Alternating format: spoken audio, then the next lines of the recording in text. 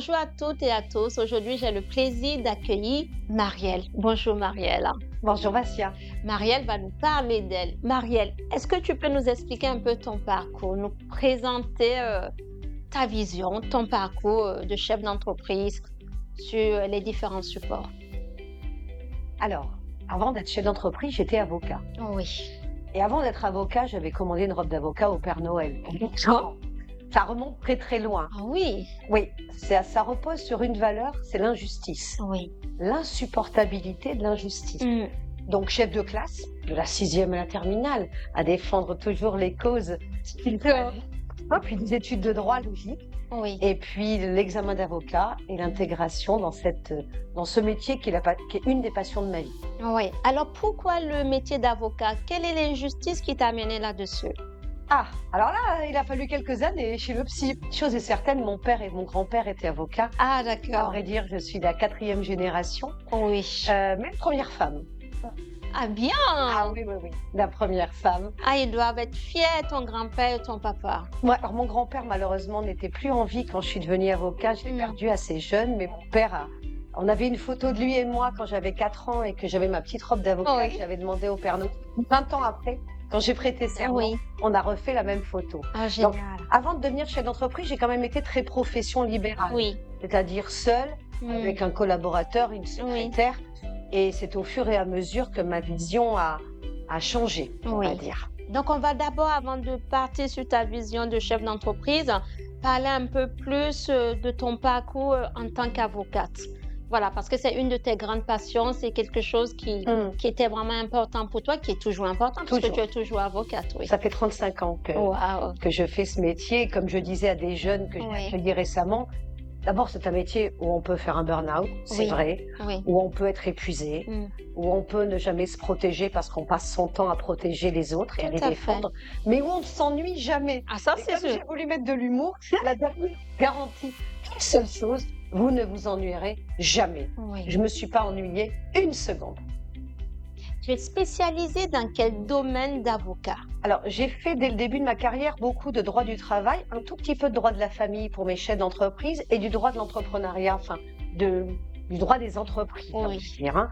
Et donc, et au fur et à mesure que je me suis spécialisée, quand j'ai eu une associée qui a rejoint le cabinet, j'ai arrêté le droit du travail que j'ai fait pendant 25 ans. Hein, et D'accord. j'ai adoré plaider au prud'homme, j'ai adoré. Maintenant, je plaide plus que devant le tribunal de commerce.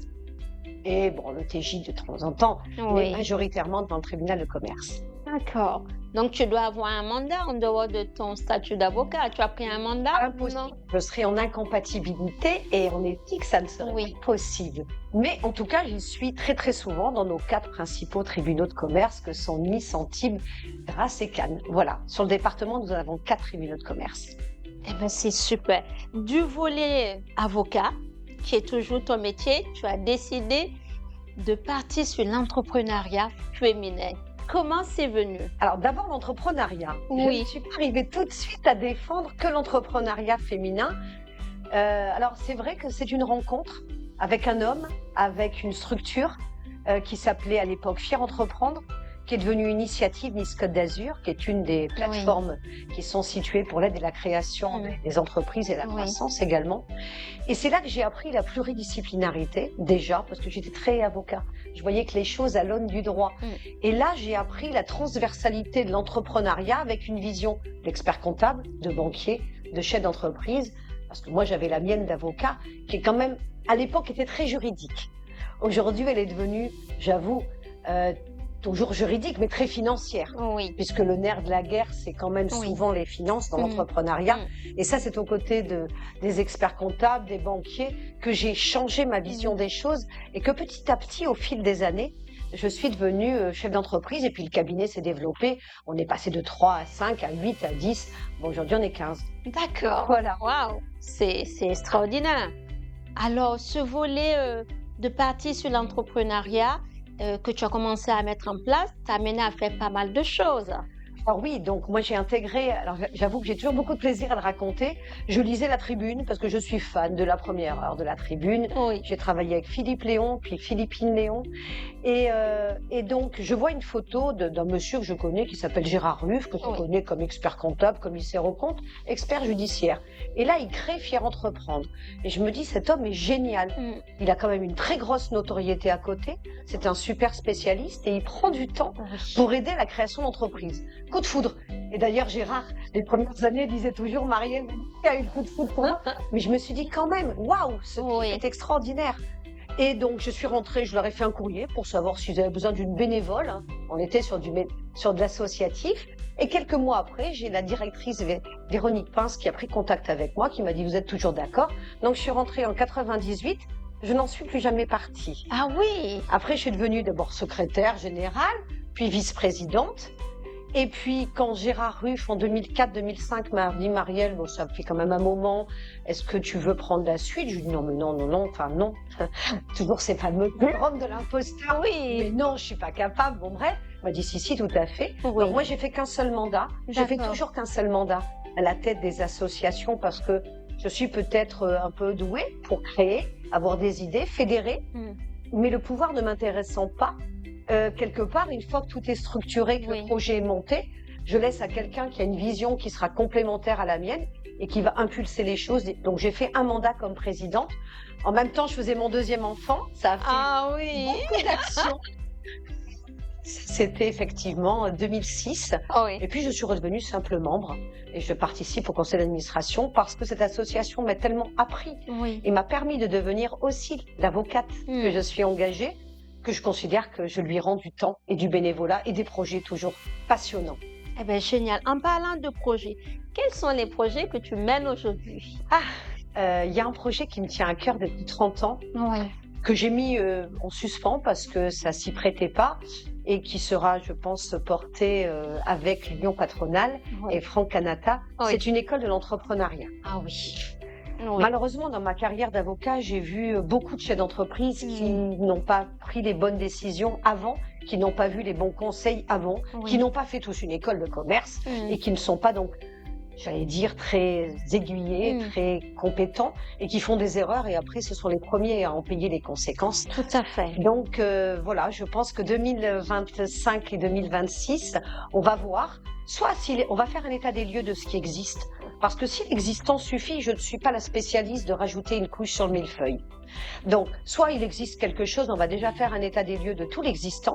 Quand on est salarié, cadre, ou peu importe, ou même fonctionnaire, moi je connais des militaires qui montent des boîtes, Mm. et ils les font d'ailleurs très très bien en Oui. demeurant. Mm. Vous voulez monter une société, vous faites comment? Vous n'allez pas reprendre des études Mm. forcément à 45 ou 50 ans. Bien sûr. Donc, ça serait une école qui aurait 3 volets.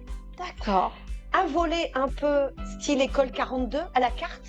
On a juste besoin d'un modèle en pays, on a juste besoin d'un modèle, d'apprendre quelque chose. On n'a pas envie de faire un DU d'entrepreneuriat. Oui. Soit on veut faire effectivement BTS ou licence, master, et là, il n'y a pas de problème. Soit ce qu'avait fait un peu à l'époque Bernard Tapie à Marseille, c'est-à-dire l'inclusion grâce à l'entrepreneuriat. Oui. Et là, je considère que bon, il y a des jeunes qui seraient beaucoup plus valorisés, qui se sentiraient beaucoup mieux dans leur peau, de créer d'abord leur TPE, Oui. peut-être même de créer leur job, en créer une entreprise, mais toujours avec de la prévention pour qu'ils soient formés. Oui. Et ils créeraient de la richesse, ils créeraient des emplois, et ça serait beaucoup moins...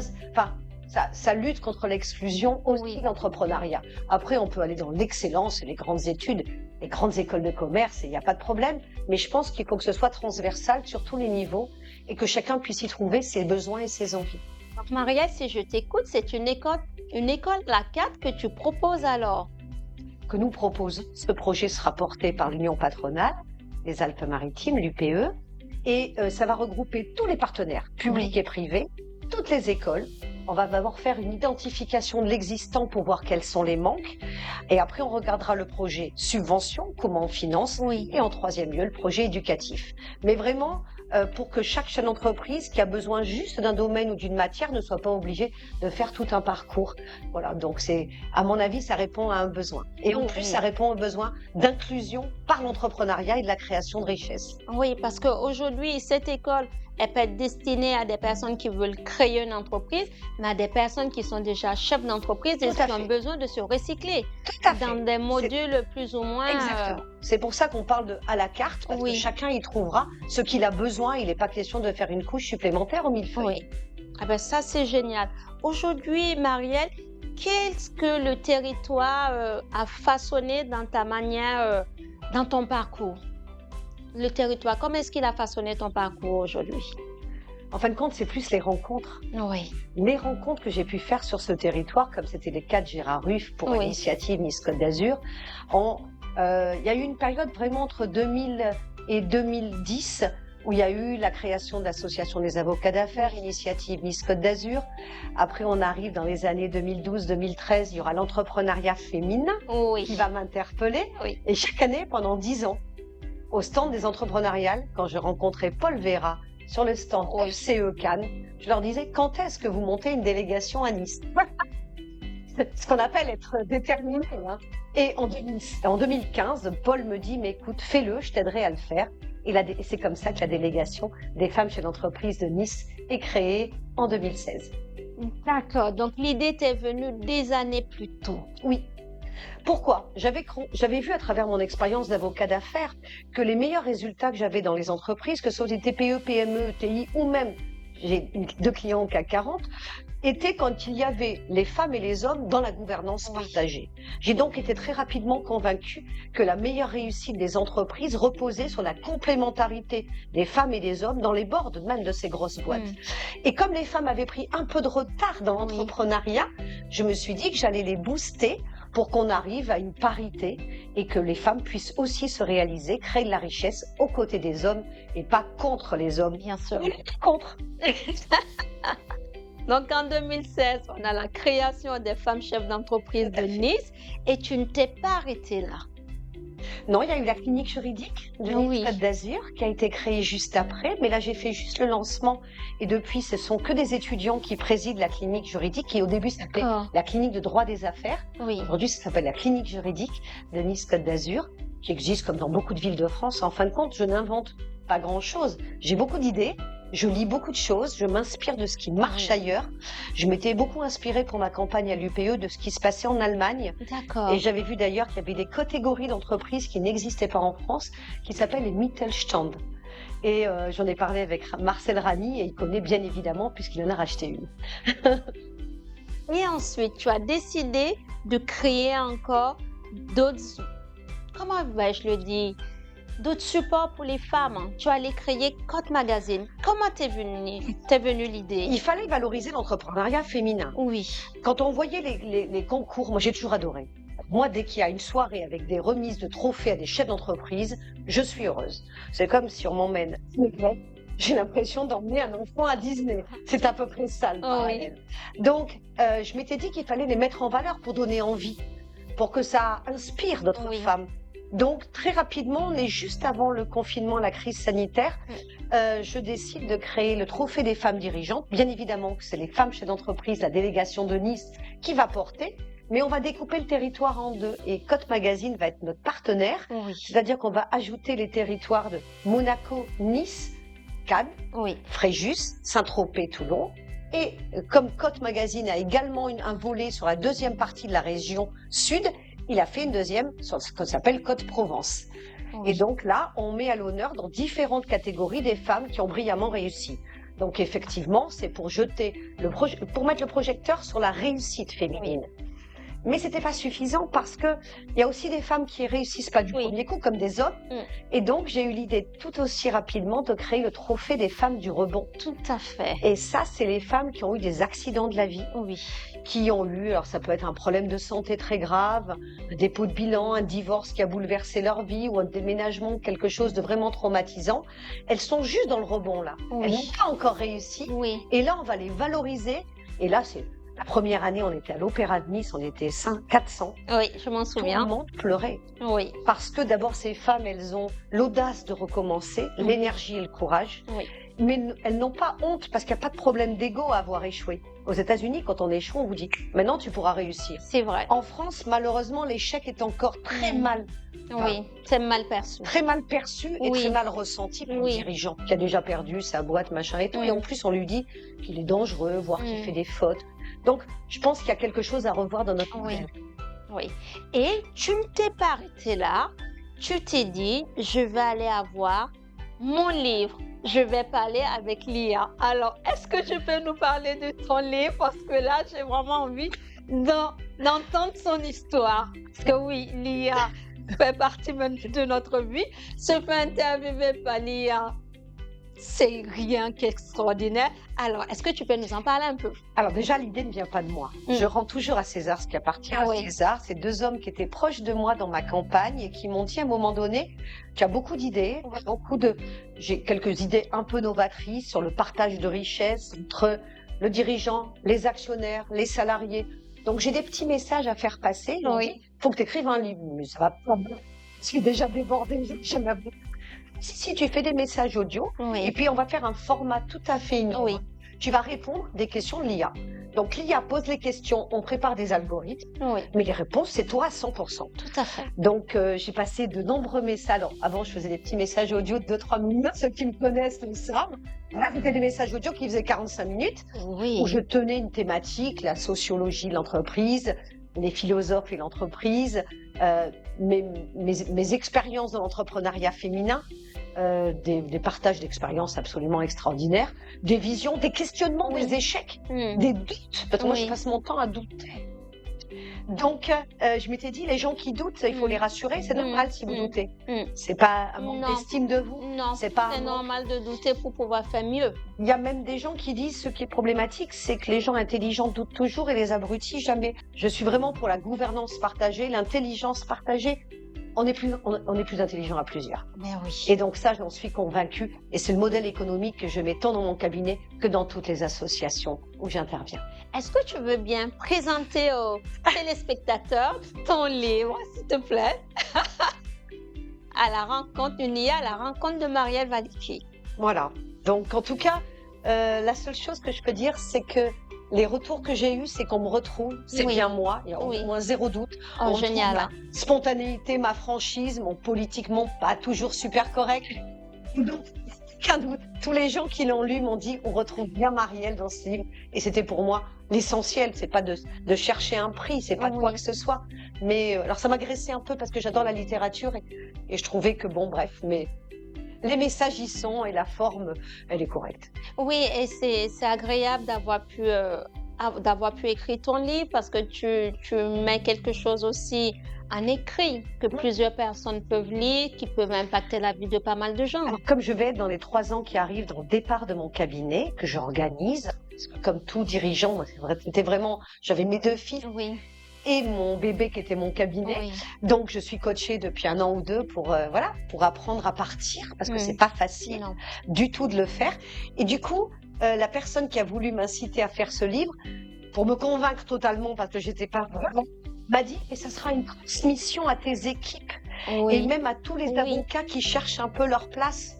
Bon, si on me parle de partage et de transmission, j'ai fini par dire oui, c'est comme ça que l'histoire s'est déroulée. Eh ben, je pense que cette personne t'a bien aiguillée parce que c'est une belle manière de transmission et notamment aussi c'est une belle manière de mettre à l'écrit ce que tu peux apporter aux autres, au plus grand nombre. Donc les gens ont un visuel papier qui peuvent lire, s'en imprégner pour leur propre parcours. Ils seront peut-être pas d'accord sur tout. Chacun ira puiser ce qu'il a envie de trouver. Tout à fait. Et s'il a des questions, peut-être que je répondrai ou pas, certaines.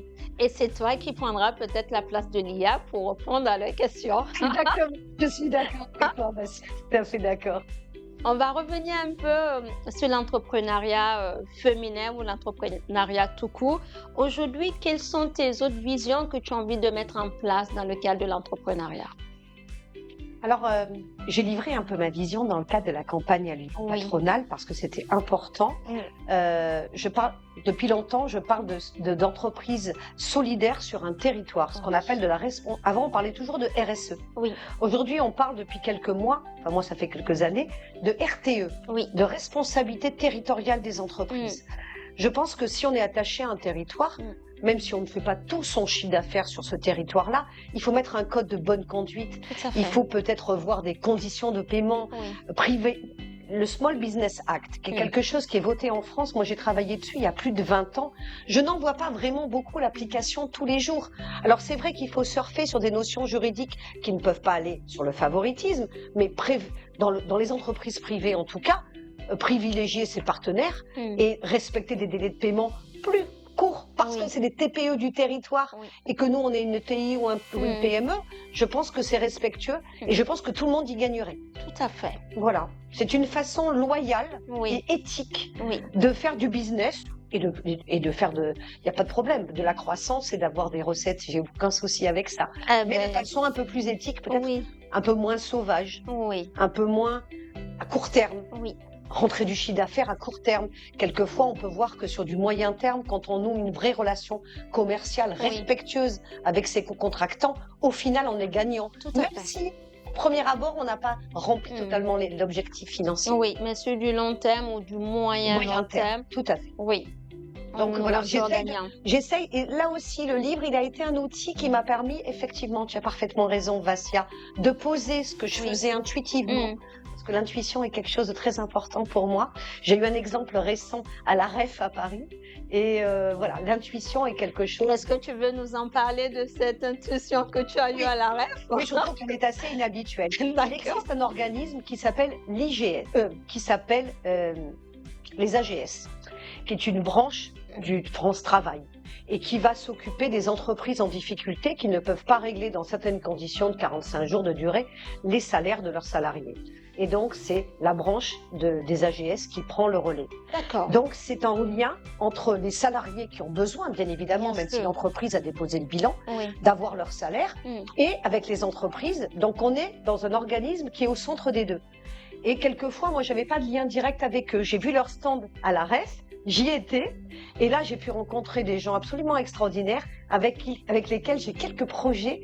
Voilà. Et dès le début, dès que je suis arrivée à la REF, j'ai dit à une amie avec laquelle j'étais, il faut que j'aille sur le stand des AGS. Bon, personne ne comprenait vraiment pourquoi. Et en fin de compte, ça m'a permis de mettre du lien avec des gens qui sont très importants. C'est une institution très importante que je vais d'ailleurs peut-être faire intervenir dans un dernier projet qui est en cours de réalisation. En parlant de ça, tu viens d'être nommée à un poste. Tu veux bien nous en parler un peu? Oui, effectivement. Yvon Grosso m'a fait la confiance de me proposer d'être présidente déléguée de l'Institut des solutions fondé par Pierre Gattaz au niveau national. La région Sud est la première région expérimentale. Donc, on a tout rédigé, les statuts, la charte éthique, le règlement intérieur. On est une petite équipe. Et voilà. Et donc, on part dans un nouveau challenge avec Monsieur Pierre Gattaz, qui sera le président d'honneur et qui a lancé les choses récemment sur le territoire. Donc là, nouveau projet avec, toujours pareil, fédérer, mettre en lien toutes les compétences de manière pluridisciplinaire et transversale. Et là, c'est vraiment mettre un lien entre les entreprises, mais ça, Pierre Gattaz savait très bien le faire, et la société civile. Et là, c'est tout à fait nouveau. On ne peut pas réussir, même sur un petit territoire départemental, on ne parle pas de national, si on n'a pas mis tous les acteurs. On ne peut pas mettre les entreprises d'un côté, les salariés de l'autre. Bien sûr. C'est le sport national en France. On oppose les femmes, les hommes, les jeunes, les vieux, les riches, les pauvres, le sud, le nord, les salariés, les employeurs. Non, là, vu les difficultés qu'on rencontre et qui sont colossales, il faut mettre du lien entre tout le monde et peut-être qu'ensemble, on pourra réussir à redresser ces difficultés inquiétantes. Eh bien, bravo pour cette nomination. Merci. Nous allons revenir sur un point. Est-ce que en une phrase, tu peux me résumer ce qui signifie oser, s'engager pleinement? Alors, pour oser, il faut de l'audace. C'est un mot que j'adore, l'audace. Oser, j'adore aussi.